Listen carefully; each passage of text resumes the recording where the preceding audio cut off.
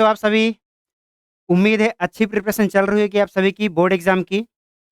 मुझे कुछ बच्चों ने बोला कि सर ये टॉपिक पे पर्टिकुलर बहुत ज़्यादा डाउट है और हमें कैसे लिखना है, अगर इसको सिंपलर फॉर्म में लाइक मोर रिएक्टिव मेटल या फिर moderate less reactive metal separate form में पूछा तो हम लोग कैसे करेंगे।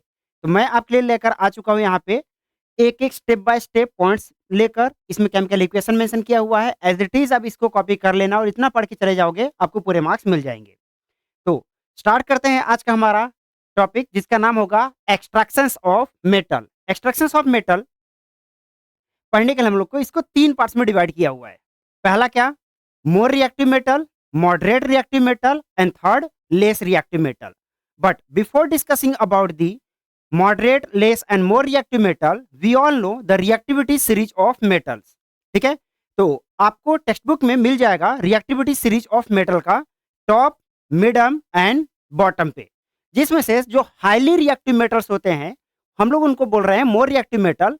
जिसमें से पहला पॉइंट क्या होगा? Metal present at the top of the reactivity series are called highly reactive metals.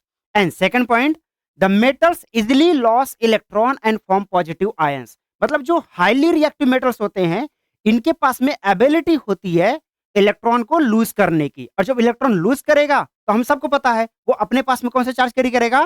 Plus, positive. Now third point अगर देखेंगे, so they react variously with oxygen and water at room temperature. मतलब ये जो more reactive metals होते हैं ये बहुत fast room temperature पे रिएक्ट करते हैं, किसके साथ में? वाटर एंड ऑक्सीजन से। And their extractions has been done by electrolytic reduction. अब इनका जो एक्सट्रैक्शन होगा वो डन होगा कौन सी प्रोसेस से? इलेक्ट्रोलिटिक रिडक्शन प्रोसेस से। अब उसमें देखेंगे क्या होगा। The metal, sodium, calcium, magnesium, ये कुछ एलिमेंट्स हमने लिया हुआ है जो मेटल हैं, इनका हम लोग इलेक्ट्रोलिटिक रिडक्शन करवाते हैं। ठीक है, are obtain by electrolysis of their molten chloride salt. जिसमें से आपको यहां पर दिखेगा पहला equation, when reactive metal reacts with dilute hydrochloric acid to form hydrogen gas. Equation आपको दिखाई दे रहा होगा। अब इस इक्वेशन में आपको बैलेंस करना है। लाइक यहां पर मेटल सोडियम है, hydrochloric acid, sodium chloride and hydrogen gas. क्या ये बैलेंस है? नहीं, बैलेंस नहीं है, बिकॉज यहां पर 2 हाइड्रोजन रिलीज हुए हैं। तो हमें यहां पर करना पड़ेगा 2, और 2 यहां पे किया तो क्लोरीन भी यहां पर 2 हुआ। सो आई विल राइट हियर 2, तो सोडियम में कितने मोल्स हो जाएगा? 2 मोल। नाउ अब ये इक्वेशन बैलेंस हो चुकी है।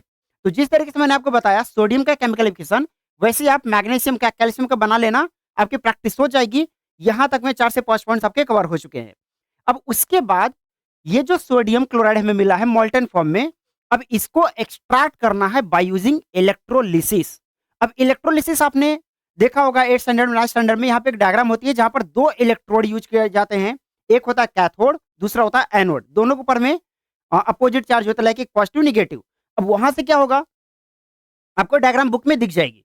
वहां से हमने देखा कि 2 टाइप की केमिकल रिएक्शन निकल के आती है, और जनरली बोर्ड एग्जाम में ये होता है। ये टॉपिक अगर आता है तो उसमें डेट बोलता है, वो डायग्राम दिया हुआ रहेगा, right the cathode reaction and anode reaction. 2 हमें cathode reaction and anode reaction मिल चुका है। अब इसमें से कैथोड रिएक्शन क्या कर रहा है? इलेक्ट्रॉन गेन किया है। इलेक्ट्रॉन गेन करना मतलब क्या हो रहा है? रिडक्शन हो रहा है।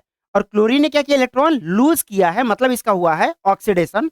ये बात याद रखना। इसका क्या हुआ? रिडक्शन। ठीक है, सोडियम का रिडक्शन हुआ एंड क्लोरीन का यहां पर ऑक्सीडेशन हुआ। इतना आपका समझ में आ गया?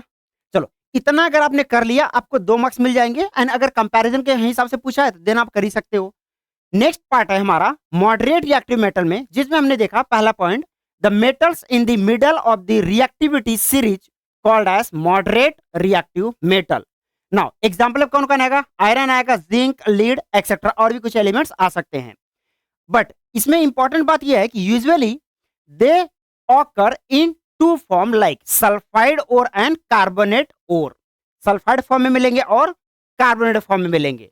अब इसमें से सल्फाइड फॉर्म में जो मिल रहे हैं, नो डाउट उन मेटल्स में sulphur in as a metal attached होगा। लाइक जिंक सल्फाइड आपको दिखाई दे रहा है। अगर कार्बोनेट के फॉर्म में बोलेंगे तो जिंक कार्बोनेट दिखाई दे रहा है। ठीक है, तो इसमें पहला पॉइंट क्या लिखेंगे आप? When sulphide ore are strongly heated, मतलब इसमें ज्यादा अमाउंट में हम लोग हीट प्रोड्यूस करेंगे, सॉरी ऑक्सीजन देंगे तब ये इसको हीट मिलेगी। So when sulphide ore are strongly heated in sufficient amount of air, air की क्वांटिटी क्या होगी, ज्यादा होगी, उस टाइम पे क्या होगा, इसमें से जिंक ऑक्साइड बनेगा और इस कंप्लीट प्रोसेस को हम लोग नाम देते हैं रोस्टिंग प्रोसेस। क्या बोलेंगे, रोस्टिंग प्रोसेस। मतलब जिंक सल्फाइड जो हमारा है, अगर हमने सफिशिएंट अमाउंट में ऑक्सीजन दे दिया in the presence of oxygen, वो प्रोसेस को हमने नाम दिया रोस्टिंग प्रोसेस, एंड इससे हमें मिला है zinc oxide as a product, and remove हो गया sulphur dioxide as a by product. Next point यहां पर दिया हुआ है, zinc oxide reduced by using reductant such as carbon to form pure zinc as a product. अब देखो, आपको यहां पर जिंक ऑक्साइड मिला प्रोडक्ट में, जिंक ऑक्साइड में हमने एक रिडक्टेंट यूज किया जिसको बोलेंगे कार्बन। कार्बन से रिएक्ट हुआ तो यहां पर कार्बन ऑक्सीजन के साथ में रिएक्शन बनाया, कार्बन मोनोऑक्साइड रिलीज हो गया, एंड जिंक हमें प्योर फॉर्म में मिल चुका है। ये कौन से प्रोसेस से किया हमने, सल्फाइड ओर से।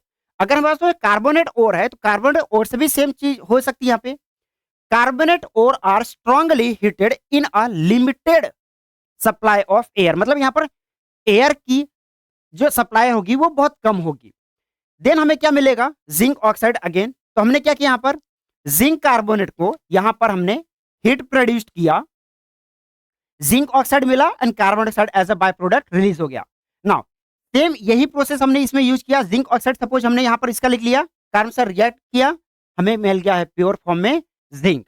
ठीक है, इतना समझा आपको। ये पार्ट हो गया पूरा पूरा मॉडरेट रिएक्टिव मेटल का। नाउ थर्ड है लेस रिएक्टिव मेटल। अब लेस रिएक्टिव मेटल में कुछ सिंपलेस्ट फॉर्म में मैंने पॉइंट्स यहां पर मेंशन किया है। अब देखो यहां पे metal present at the bottom of reactivity series, ऐसे जो मेटल्स होंगे कहां पर प्रेजेंट होंगे, रिएक्टिविटी सीरीज के बॉटम पे, उनको क्या बोलेंगे, लेस रिएक्टिव मेटल। जैसे कि गोल्ड, सिल्वर, प्लैटिनम एक्सेट्रा, और भी कुछ है।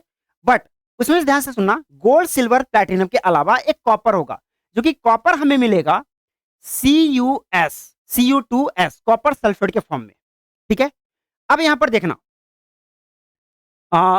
copper is found mainly in the form of copper sulfate, and when heat the copper sulfate in the presence of air, to form copper oxide। Chemical equation आप देखो, copper sulphate oxygen के पास में react हुआ, copper oxide बनाया, and sulphur dioxide as a by product gas release हो गई है।